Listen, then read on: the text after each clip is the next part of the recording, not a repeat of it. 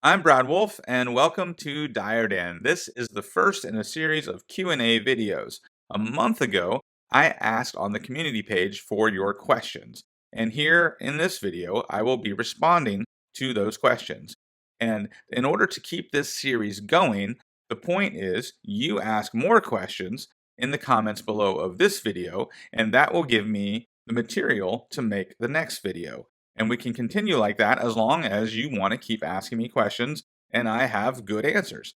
I think this would be a great format. And side note, I did the best I could to pronounce your handle names. But let's dive in.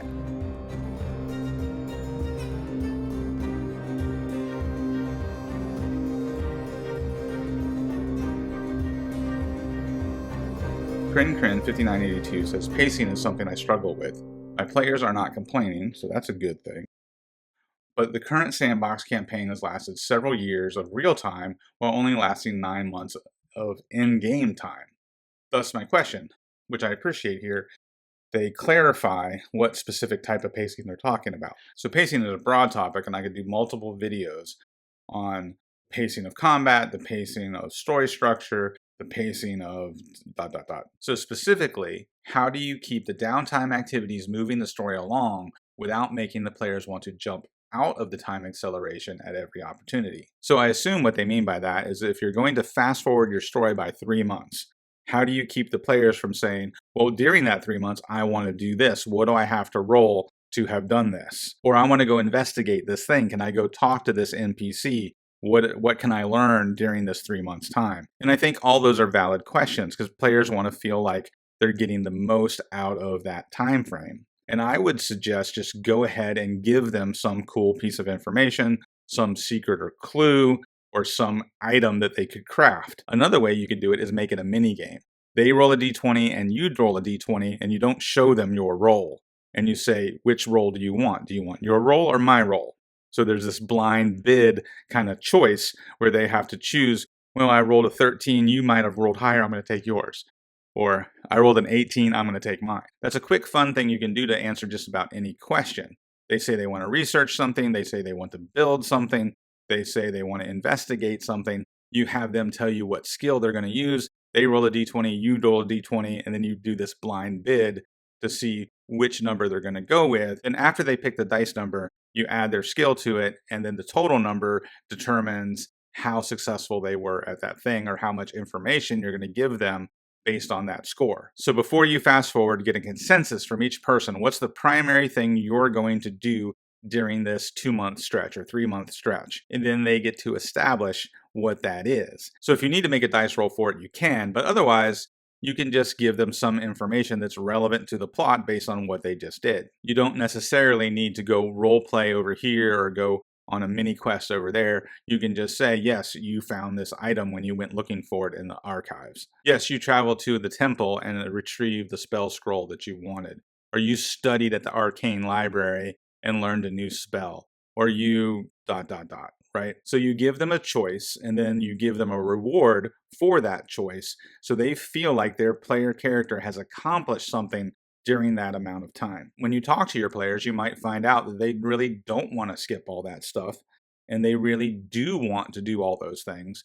In that case, you can use like the new Bastion rules from the Unearthed Arcana or Matt Colville's Stronghold and Follower rules, and you can actually give them something very specific to do with that downtime. But ultimately, I think it comes down to talking to the players and figuring out how they want to do downtime. In fact, I'm planning a whole video on different ways to approach downtime activities. The other thing that I think is useful is giving real-world reasons to skip ahead in the narrative.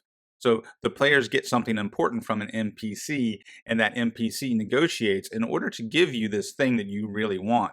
I need you to do this thing that's going to take 2 or 3 months.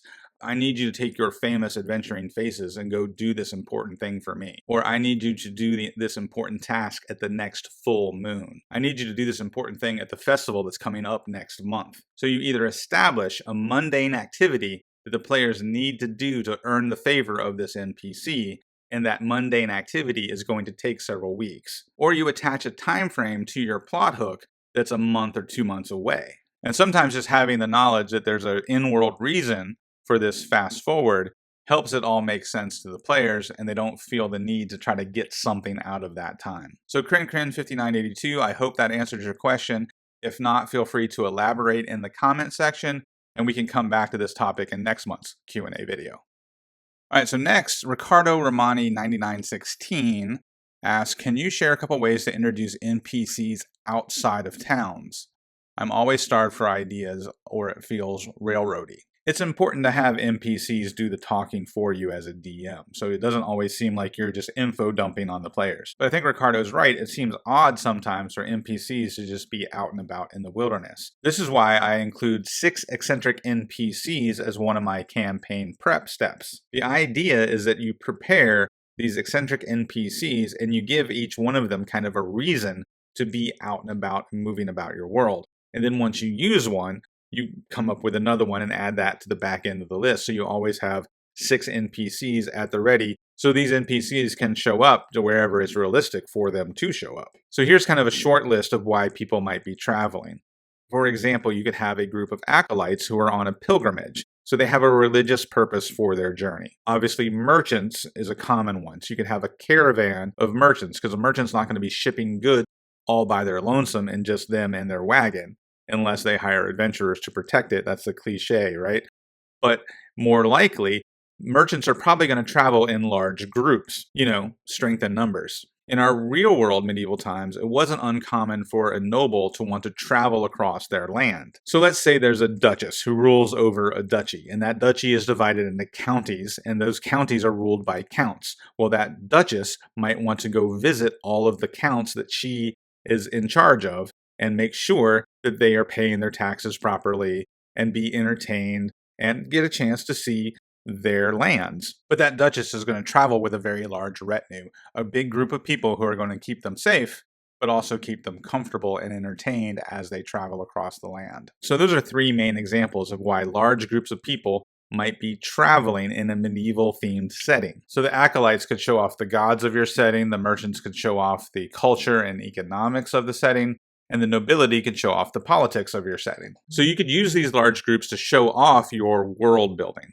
Again, show, don't tell. So that NPC might not be an acolyte, but they might be traveling with that pilgrimage just because it's a safer way to travel. Or that NPC might not be a merchant, but they might have connections to one of those merchants.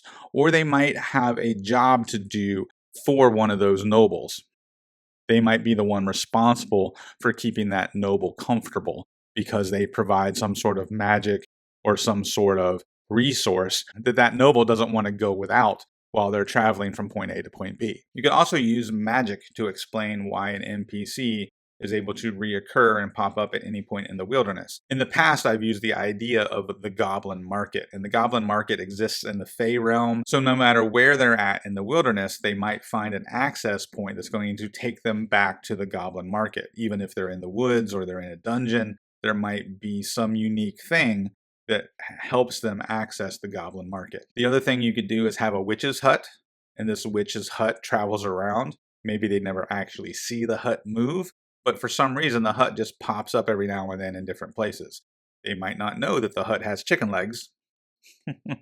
Circuses, carnivals, shepherds, nomadic tribes, those are all other great explanations for why people would be moving about throughout your world. So hopefully that gives you some good ideas for your NPCs to be out and about and not just alone in the wilderness. This question comes from Knaves Quill 9198. Do you utilize the concept of quantum ogres, and what is your opinion on the practice? And I'm really glad you asked this question because I have a strong opinion on this, and the answer is no, I don't. I don't like the idea, and I don't use quantum ogres in my games, at least not recently, not in the last 10 years or so. Now, have I done it before? Yes, that's one of the advantages of starting to play this game as young as I did, is I made all the mistakes. You name a mistake, and I've made it, and I've faced the complaints, and I've had the arguments, and I've dealt with the consequences of making those mistakes. And that was the great thing about being so young, is that I made all those mistakes unapologetically. I didn't care, and I was doing it my way, and I wanted to have fun the way I wanted to have fun.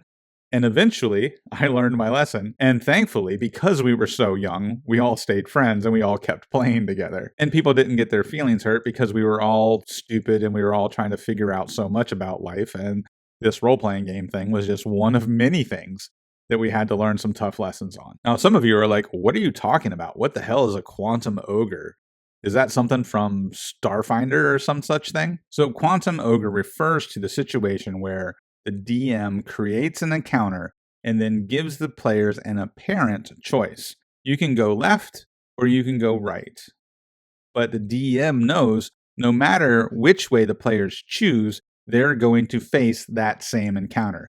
They're going to face the ogre no matter which way they go. The idea behind this is it saves the DM time and session prep, and therefore the DM can tailor their ogre encounter the way they want to tailor the ogre encounter, and they don't have to do a bunch of work that goes to waste because the players went left instead of going right. Now, I'm personally opposed to that idea because I want players' choices to matter. And I also feel like if you play with the same group of players over time, they're going to learn how to read your body language and they're going to know you as a person. So when you do something that's kind of disingenuous or kind of sleight of hand behind the DM screen, they're going to pick up on those little things and they're going to sense when you're being not yourself. And it's going to leave them with a unsatisfied taste that's just not going to go down well. So that's why I don't use the quantum ogre. So let's take a look at a couple of examples. This is a map that I made for a Keep on the Borderlands game that I ran a while back. So let's say the players are at the Keep on the Borderlands at the bottom half of the screen, and they want to get to the Caves of Chaos at the top right of the screen. So they are going to either take the long way along the road to get to the Caves of Chaos, or they're going to travel as the crow flies and go over the rough ridge and through the forest. So the idea of the quantum ogre would put the ogre in the forest and along the road. So the players have what is called the illusion of choice. And honestly, I don't really see the purpose in that. If we're literally talking about an ogre encounter, we're just talking about a fight. So if all this fight is supposed to be is a resource tax that the players have to spend before they get to the dungeon up at the Caves of Chaos, then it's not that big of a deal to have 2 encounters set aside. Because if this is just a simple fight, you could just as easily put a winter wolf in the forest. So if they go as the crow flies, they're going to run into the winter wolf. And they're going to have the ogre encounter if they go by the road. But my point being, if you're going to give the players choices, don't come up with an elaborate encounter. Instead, have simple combat encounters or simple role-play encounters that are straightforward and don't cost you a lot of prep time. So if you end up tossing one aside because the players don't go that direction, then you're not really losing much. Now, if you are really invested in this ogre and you've given that ogre a cool name and you've given them a cool backstory and a reason how they got turned into the ogre, and there's this interesting plot hook connected to the ogre, don't put that ogre where the players have a choice. Go ahead and put that ogre in the dungeon itself. Then if you still want the choice of how the players get to the dungeon, you can still have the winter wolf in the woods and then a group of goblin raiders on the road. So that way, when the players make a choice, they're choosing between 2 simple encounters, and your interesting and elaborate encounter is saved for the dungeon when they actually get there. To me, that seems like an absolute no-brainer.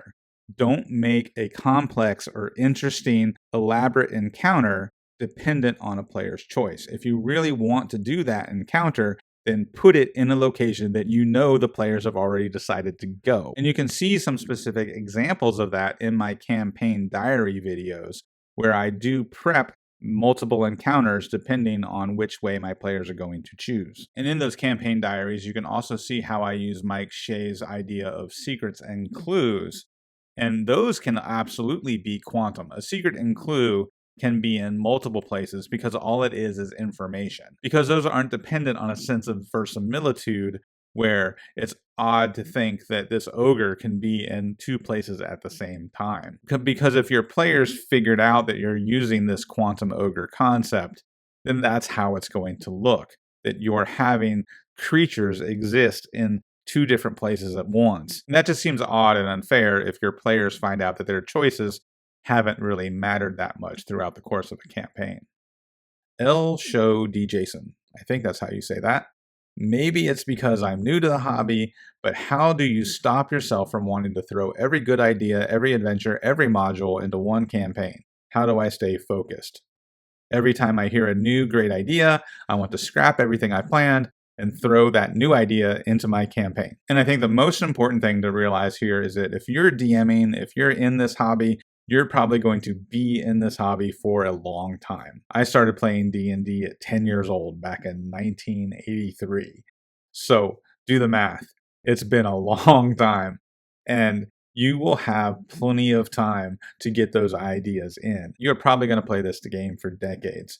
The most important thing to focus on is how to make this campaign, the one you are currently running, as successful as possible so you actually complete it. The 2 biggest threats to any campaign is DM burnout and player schedule conflicts. Those are the 2 things that are most likely going to end your campaign. The best thing you can do to protect yourself from that is to make your campaign as fun and as brief as possible. And when I say brief, my last campaign lasted a whole calendar year.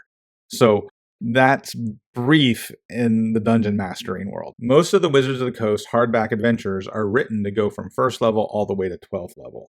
So that's going to take you at least 6 months to play. I strongly encourage you to write those ideas down. Save them. Keep them in a document, write them in a journal, whatever you want to do. Hang on to those. So when you get stuck, you can go look at a list of ideas that you now have because you've been writing these ideas down. But do everything you can to not squeeze too much into this campaign. You want to end the campaign as successfully as possible to leave your players wanting more. So they want to come back for the next campaign, and they're more likely to make time for that next campaign because they had so much fun and they have so many good memories of the last campaign. It's definitely better to end a campaign early with a big, exciting climax instead of letting it fizzle out over time because you've tried to squeeze too much into it. Don't worry, there's going to be more campaigns. There's going to be more cool ideas, and you're probably never going to fit everything you come up with into a campaign. But somewhere along the way, you'll get the coolest of the ideas and have the coolest campaigns you can have. Trust yourself.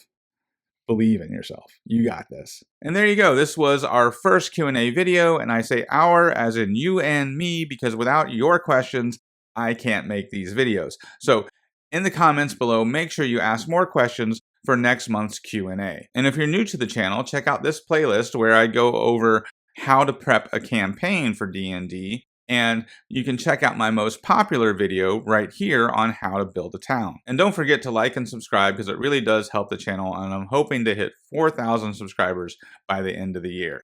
Thanks again, and thanks for being here in the Dire Den.